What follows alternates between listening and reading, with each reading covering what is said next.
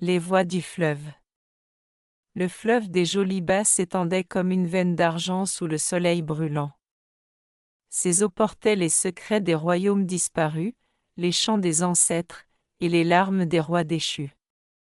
Sur ses rives, le royaume de Ségoun vivait dans une paix fragile, entre les tambours de la fête et les murmures de la guerre.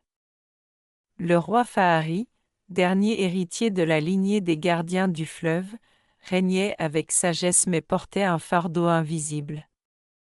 Son père, le roi Koma, avait signé un pacte avec les marchands du Nord, livrant des captifs en échange d'armes et de sel. Ce pacte, tenu secret, avait divisé les sages du royaume. Certains parlaient de malédiction, d'autres de survie. Fahari, jeune roi, voulait rompre avec ce passé, mais les chaînes invisibles étaient lourdes. Dans le village de Kobiri, au sud du royaume, vivait une jeune fille nommée Ayana. Elle était fille de griot, mais rêvait de devenir guérisseuse. Ayana entendait les voix du fleuve dans ses rêves.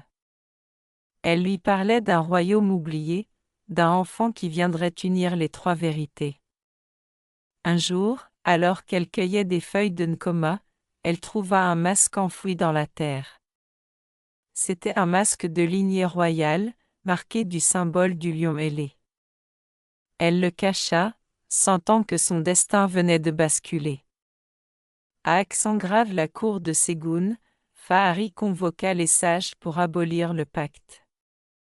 Mais le conseil des lances, dirigé par le général Maléko, s'y opposa. Sans les armes, nous serons dévorés par nos voisins, dit-il. Fahari se tourna vers les anciens du fleuve, les gardiens des vérités. Ils lui parlèrent d'une prophétie, quand le masque du lion ressurgira, le royaume devra choisir. Ayana, guidée par ses rêves, partit vers Ségoun avec le masque. Sur la route, elle rencontra un jeune forgeron nommé Damba. Damba était fils d'esclaves affranchis, porteur d'une colère silencieuse. Ensemble, ils traversèrent les forêts, les marchés, les champs et les silences. À Ségoun, Fahari reçut Ayana en secret. Elle lui montra le masque, et les tambours se turent. Les anciens reconnurent le symbole, celui du royaume des trois vérités. Jadis, trois royaumes Ségoun, Kobiri et També formaient une alliance sacrée, fondée sur la sagesse, le courage et la compassion. Mais la trahison d'un roi avait brisé cette unité. Le masque du lion ailé était le dernier vestige de cette époque.